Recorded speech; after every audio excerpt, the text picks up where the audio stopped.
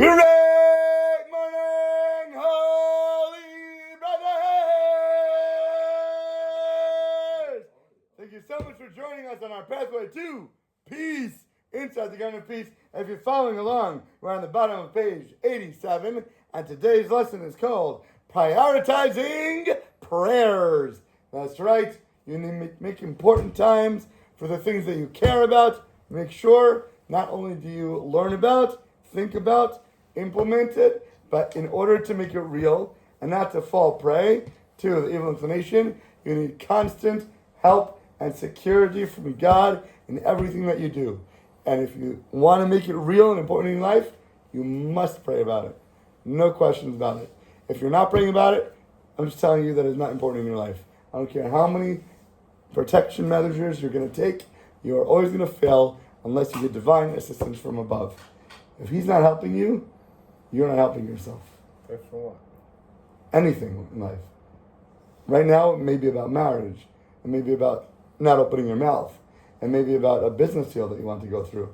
It may be about raising your kids properly. I don't care what it is.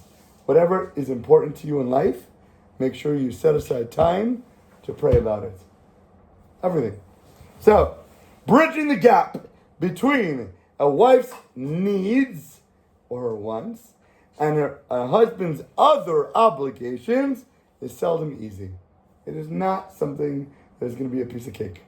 That's why a husband must absolutely, constantly pray to God for guidance and divine assistance so he can make his wife feel like she is the most important thing. She is absolutely the highest priority without compromising his own observance of every single commandment in the Torah. Here are some cool, key, genuine, gemstone guidelines. Number one, there are many areas where one can be flexible. For example, a husband's zealous nerves, right? He gets so excited and he wants to run to do something. Can be the result of a Yetzer Hara prodding him to be more stringent or to be so excited about something, because in that process he might be running past something else that he needs to do, but he's so energetic and so focused on it. Sometimes it's the evil inclination getting you so excited to do something. If you feel like there's a mitzvah that you're so happy about and so zealous about, go analyze for a second what's really going on. Because if you're so fired up, it might be the evil inclination inside of you running to do that, because he's pushing you in that direction, because he's got his way to weasel into you to make it something that's not 100% kosher. If somebody's so excited to have their big name on a building, because they want everybody to see them every time they walk past and know that I'm the one who made this here, you know the Yetzer Hara is behind it. Even though, yes, he's giving money, he's giving tzedakah, he's building a gorgeous building that people are going to learn Torah in, and so many people are going to have many mitzvahs from, check yourself before you wreck yourself. A kid the other day heard that on one of the followers, and he wrote it down. He's like, that's my new saying for this week. Okay, so cause him to fantasize that his wife is resisting him against the Torah. Maybe she's the one holding me back, God forbid, and that's all her fault. Number one. Number two, Hashem never gives a person a test, a trial, or a tribulation that the person is not capable of doing or coping with. God knows your level way better than you think you know. Amen. Whatever you think I can do, God says, I know you can do better. Here's a little more weight. You're not going to crumble. You're not going to fall. Don't be a little girl. Build up your muscles and push those weights to where God knows that you can build upon. So, if a man stops and thinks for a minute, he can find a way to do whatever his wife's wishes are without any compromises. You know why? Because God's the one who gave it to you in the first place. Why is your wife asking for this multi-million-dollar house? Why does she want you to move to New Jersey? Why does your wife want your kids to be in a certain school? Why does your wife want you to be up till 3 o'clock in the morning if you're still trying to wake up for Vasikin? Whatever it might be, God is blessing you and granting you this opportunity for you to grow and act in a way that's going to be loving, that's going to be kind, that's going to be caring, and still doing what she wants while still being able to do what you think or know that you should.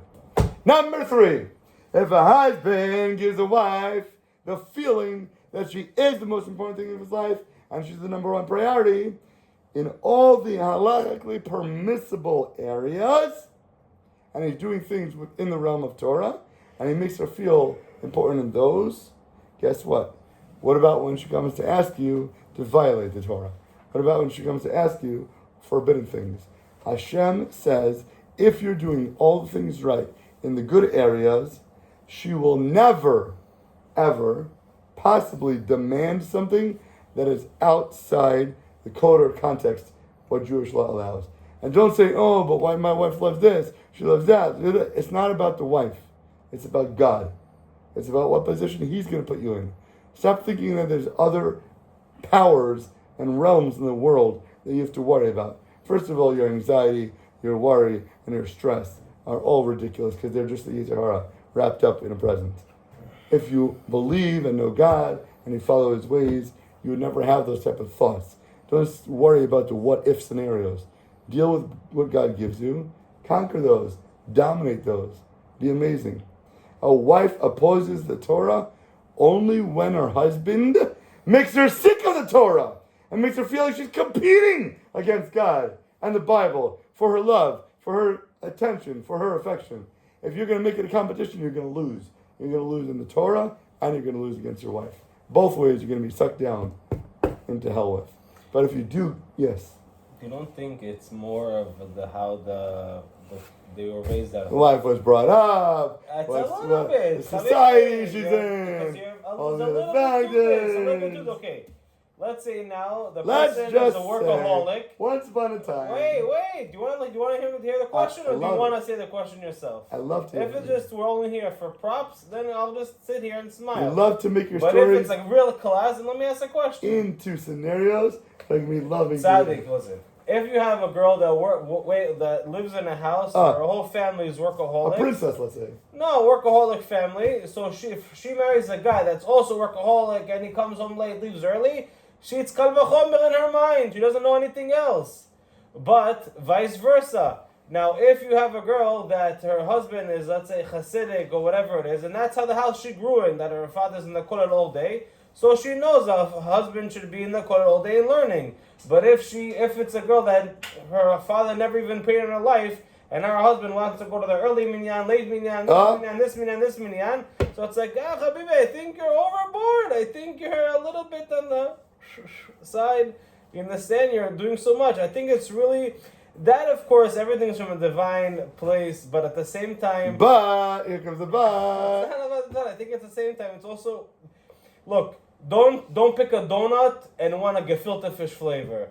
You understand? You want a gefilte fish flavor, go get a gefilte fish. Don't get a donut and want it to be a different flavor. You also have to know from the beginning what you choose. Don't buy Home Depot vanity and expect a custom product. Talking from a cabinet maker himself. When you marry a girl, you're going to pick a girl that you're on the same level with? Are you going to pick a girl who's going to be lower than you? Or you're going to pick a woman that's way above you and that you want to catch up to? Or you want to pick a girl that's on your level? Nobody knows these things. That you want to grow together with? Nobody knows. Wait, you got married. You know exactly where you picked? You have an idea of what you're at. I'm not going to pick a Hasidic girl when I wasn't Hasidic. Now, I'm a little more Breslov. Exactly. If I was going to go that way, would she have ever married me? Would you think you had a beard like Never. this and your pillow? Not even myself. Like jumping in Never the in a million years. No, okay, exactly. In a million so people change as they go, ma. That's exactly the point. It's exactly the point. You think people are stuck because of the way they grew up, or the way they were raised, or their society. I'm telling you exactly the opposite. And you said it yourself. Okay. People change. And Hashem, God, will give you what you need at the moment in order to grow if you want to be better tzaddik. You want to be a bum, he'll let you be a bum. You'll marry a wife that loves bums. You want to be somebody who goes to the gym, somebody who else loves to go to the gym, you can go to the gym together. And let's say she has babies, all of a sudden she gets lazy, she gets a little worn out, she doesn't have the energy to go to the gym anymore, and they say, oh, I didn't marry a girl who didn't want to go to the gym. I want a girl that's fit. I want a girl that's healthy. I want a model. This is what I married. What are you talking about? What are you doing? Right? People can change.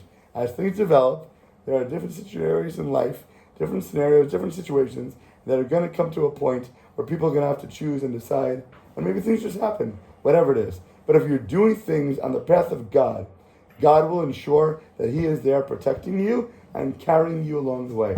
if you're honest in your heart and you make your wife your number one priority, and you still want to go and daven vasikin, or wake up in the morning extra early, even though you never did it in your life. You're not somebody that wakes up early in the morning, and she knows that when she married you. But you want to be better, and you give her that sense of comfort, that sense of security, that sense of foundation. She will help you and get you out of bed in the morning to go do it. That's what we're saying. Good point, but no better. You've said the answers yourself. You say both sides of the argument. I don't even need to say anything. Shut up, and you'll fight your own battles. We'll have along A and B on both sides of the street here. Okay. Good. Thank you for answering the question. Number 4. If a husband gives in to his wife's wishes, she'll give him back double in return. If she feels so much love, she gets so much attention, she gets so much physical kisses and hugs from you, you don't think she's going to want to do it back to you? She's not going to be so thankful. She feels all the positive energy, but she's going to be a witch back in return? There's no way. What you give out, you're going to get back. This is what our sages meant when they said sometimes putting this Torah aside is what is observance of the Torah. In order to save somebody's life on Shabbos, you need to break Shabbos. You need to violate the Torah. You need to undo the commandments to save somebody's life. If you don't do that, then they're dead. And if they're dead, they can't be observing the Torah. So in order to observe the Torah, you need to break it for them to be able to live it more. When a husband closes his Gemara, closes a book, goes out from his chavrusa, and in order to do a favor for his wife, or to help her change a diaper, he's observing the very teachings of the Gemara themselves, rather than saying, I'm not learning Gemara because I'm going to help my wife. Say, I'm going to help my wife, and that's how I'm learning. That's how I'm living the Gemara that I was learning before. Not just talking about it, making it real. You have to be mentally strong with that. You got to be strong in everything we're talking about. No, you have to be mentally strong to close your sugya in the middle. We're just in the recording. I'm talking 2 minutes? Perfect. Okay.